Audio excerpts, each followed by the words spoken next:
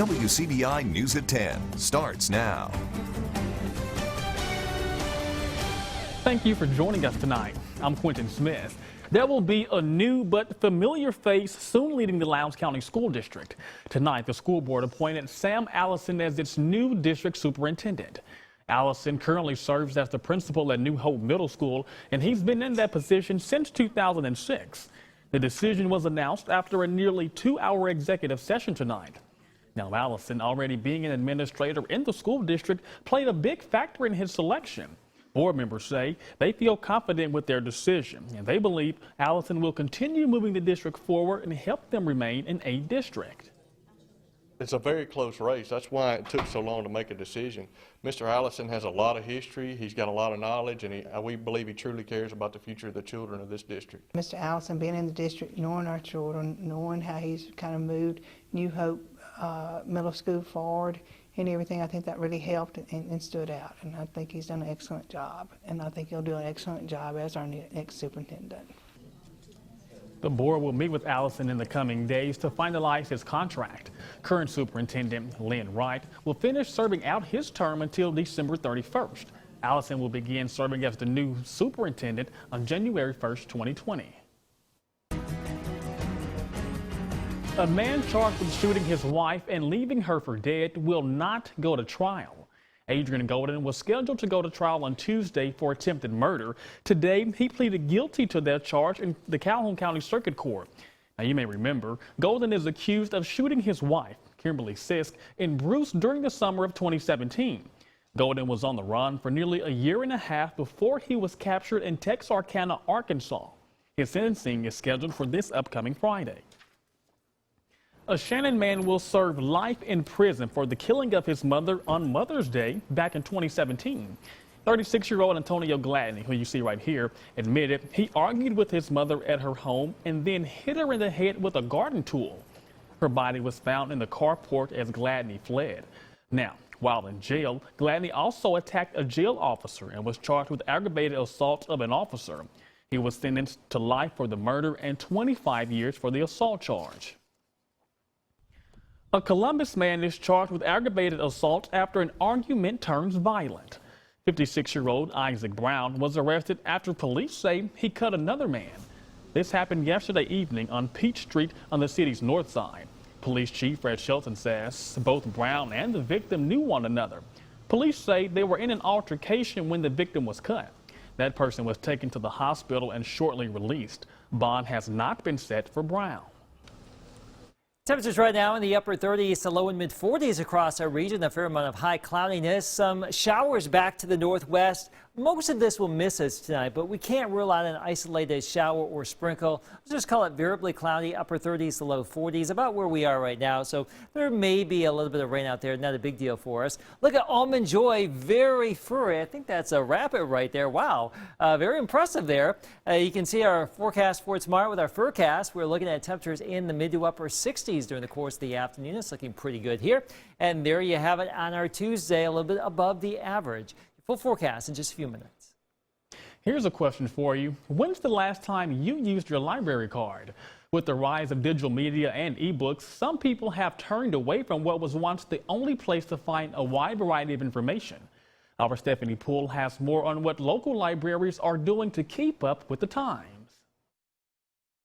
In today's world, public libraries are getting a second look as a valuable resource. They are thriving. I know a lot of people think that they're not, but there are those people that think that the library is only about books, hardback books, but it's not like that anymore. We've had to conform and we've had to roll with the tide. On average, Jesse Yancey Memorial Library in Calhoun County has 40 visitors a day. Branch manager Janice Vaughn says libraries are evolving into institutions which focus more on the quality of information, not only for longtime users, but also for their youngest patrons. Several of our elementary classes come at the beginning of each school year, and the kindergartners sometimes just do a walkthrough or whatever, just to make them familiar that the library is here for them. The fourth graders actually get their first library card, and we let them check out their first book. So that's a real neat thing for us to be able to do for them. Although libraries may be looked as a powerhouse for all things books,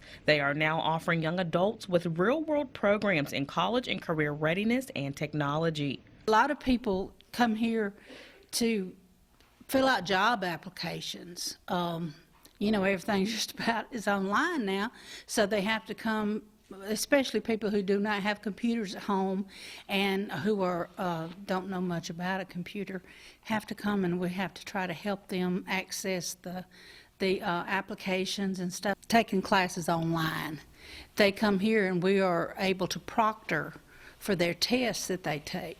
Vaughn says she and her staff are always here for the community's needs. We offer a lot of different things besides just books. That was our Stephanie Poole reporting there. Now, for more information on what services your local library has available, just make the trip and go check them out. Well, Christmas may be a month away, but some students are already getting into the Christmas spirit. Earlier today, more than a dozen young artists received prizes for drawings they submitted for this year's holiday art contest. The theme for this year's contest was Christmas movie magic. Roughly 100 kindergarten through 5th grade students in the Lowndes County School District submitted an entry. The top 3 finishers in each grade received cash, and they will also serve as junior grand marshals in next month's Christmas parade.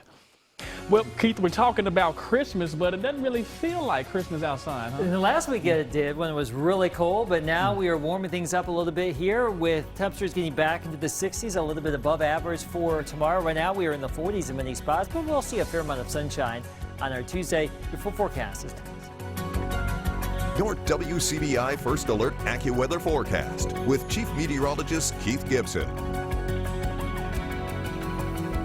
Our out-the-door forecast in the morning shows some 40s out there. Temperatures around 41 degrees when you venture on out, so not as cold as the last couple of mornings.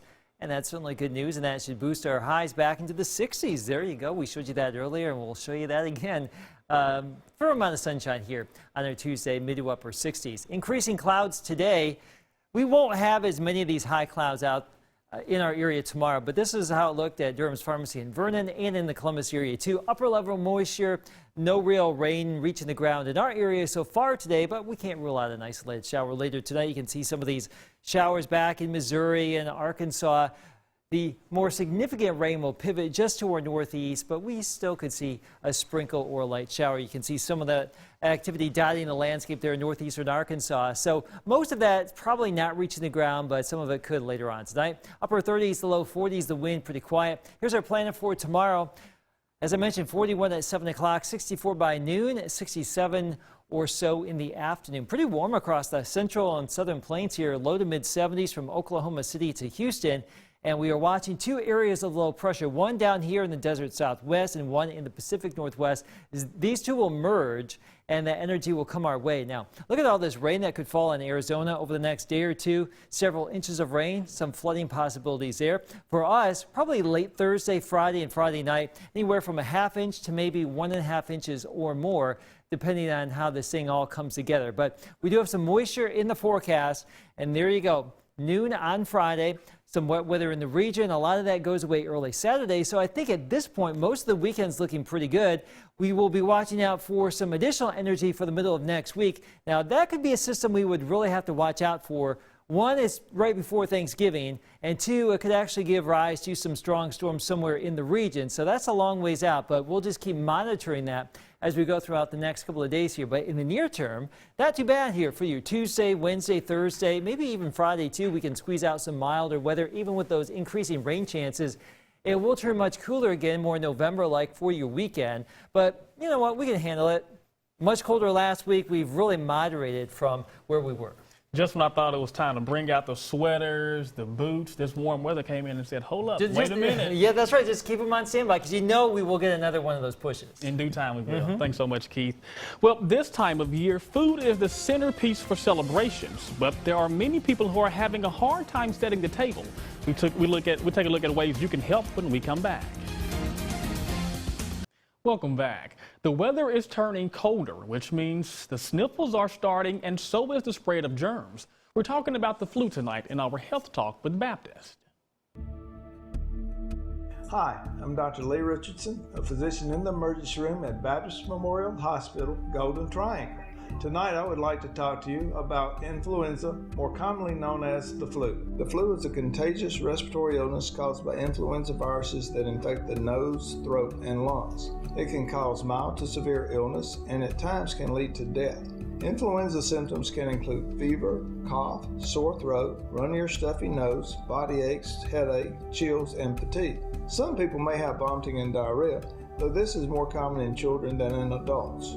Most experts believe that flu viruses spread by droplets made when people with the flu cough, sneeze, or talk. These droplets can land in the mouths or nose of people who are nearby. Less often, a person might also get flu by touching a surface or object that has flu virus on it and then touching their own mouth, eyes, or possibly their nose. Flu is unpredictable, and how severe it is can vary widely from one season to the next and even from one part of the country to another. Older people, young children, pregnant women, and people with certain health conditions such as asthma, diabetes, or heart disease are at greater risk for serious complications if they get the flu. Join us next time for Health Talk with Baptist when we will discuss the single best way to avoid getting the flu vaccination. Mail your topic suggestions to healthtalk@wcbi.com. Health Talk has been brought to you by Baptist Memorial Hospital, Golden Triangle. When people think of retirement, they think of living out their golden years with their savings or perhaps their Social Security. However, experts in the Golden Triangle say living on a fixed income in many cases is simply not possible. Sometimes senior citizens have to choose between paying bills or eating. Our Cash Matlock explains. Our seniors are the forgotten group out there. Nobody cares about them. But I do, and the people that work here do. Rudy Johnson is the executive director for the Golden Triangle Regional Planning and Development District. He's worked with the Area Agency on Aging for almost 30 years. He says elderly people who live on fixed incomes often face tough decisions. We go into homes where their Social Security check is $400 a month. Are they going to pay their water bill? Are they going to pay their gas bill? Are they going to eat? That's why Johnson, through state and federal funding, helps run a meal delivery service for the elderly and disabled. The service delivers about 400,000 meals a year to 7 different counties. But there are still folks on the waiting list. We shouldn't have anybody on the waiting list. But, you know, when we serve 400,000, we just run out of money. Area food pantries often step in to pick up the slack. We collect food all through the year. We help people all through the year. It's busier during this time of the year, though, basically, so.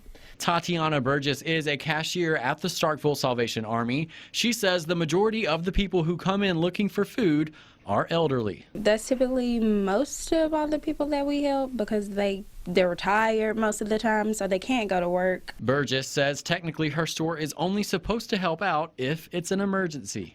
Sometimes it's not really an emergency, but you just know that people just aren't able to help themselves at the moment. So I just try to use my best judgment on it and help them out as much as I can. Johnson hopes that one day senior citizens will be better served in the community. When is the last time you saw a commercial about a senior needing a home delivered meal or a senior needing a meal, period? You know, I love animals, but every time you turn the TV on, you see a dog and you see people wanting to take care of that dog. That was our Cash Matlock reporting there.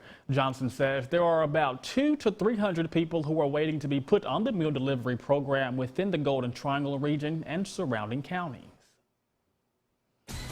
Well, it was another big night for Hale State hoops. We'll have the highlights plus our top 5 plays from the end zone next in sports. Here's sports with Tom Ebel. Just 4 more Mondays of top plays left for the high school football season. Every play amplified by the fact that each touchdown could be their last as prep athletes. Our top 5 plays for the second week of the postseason on the End Zone. WCBI Sports End Zone Top 5 Plays of the Week are brought to you by your local Subway restaurants. Number 5, we start with TCPS's Kai Holiday, a man whose name has made it a couple times. Looks like a QB sneak, but he bounces one outside. A little bit of trickery. Dives into the end zone for the touchdown. But Baldwin would get the W. Number 4, Dr. Dre Shoemaker of Louisville. Look at this surgical pass. On the money to Naselbury and Kirk for the touchdown. 5 touchdown tosses for Dre Shoemaker. More coming from this game. To number 3, Knox Pater's Raheem Hawthorne. Will not be denied. Breaks 1 tackle. Stays on his feet. Drags a defender. Then jumps into the end zone for the touchdown. Feed that man. Knox Pater gets the dub. To number 2, Water Valley's Dre McCray. He's going to make 1 or 2 moves, and adios. Makes 1 man miss there, and Dre turns on the Jets, and he's gone. 60 yards to the house for the touchdown. But Choctaw County would get the W. To number 1, back to our game of the week, Louisville and Pontotoc. Shoemaker, Caleb Mosley. Watch the Jets here. The man looks like he's moving at a different speed than everyone else on the field. 60 yards for the touchdown. A huge game for that Louisville wide receiver core. One more time. Looks like everyone else is in slow motion, but Caleb showing off the Jets. Louisville and Caleb take home the top play from week 13. Alabama junior quarterback Tua Tagovailoa underwent successful surgery on his hip Monday and now begins his long road to recovery. Alabama's medical staff says they expect Tua to make a full recovery, and latest reports say the expectation is Tua will resume athletic activity as soon as 3 months from now. Head coach Nick Saban was asked today if the time since the injury had him second-guessing the situation. Here's what the head coach had to say. He didn't have a problem with his ankle. Certainly didn't look like he had a problem with his ankle, which would have been the only reason not to play him in the game. You know, it's an SEC game. You know, typically you play the best players on your team at every position. So why wouldn't we play him? If I knew he was going to get hurt, I wouldn't have played him. And if I knew he was going to get hurt, if I knew any player was going to get hurt, I'd have taken Raekwon out, I'd have taken Ruggs out, I'd have taken them all out. But unfortunately, we don't have that kind of hindsight. On those other injuries, both Raekwon Davis and Henry Ruggs are considered questionable for the game against Western Carolina. Mississippi State needs to win out in order to continue its 9-year bowl appearance streak. With the Egg Bowl less than 2 weeks away, the Bulldogs are hoping to stay focused game by game. Mississippi State faces off against FCS opponents Abilene Christian on Saturday. Bulldogs 7-0 all-time against the Southland Conference. Joe Moorhead saying his team needing to stay focused for Saturday with the big rivalry coming up Thanksgiving Day.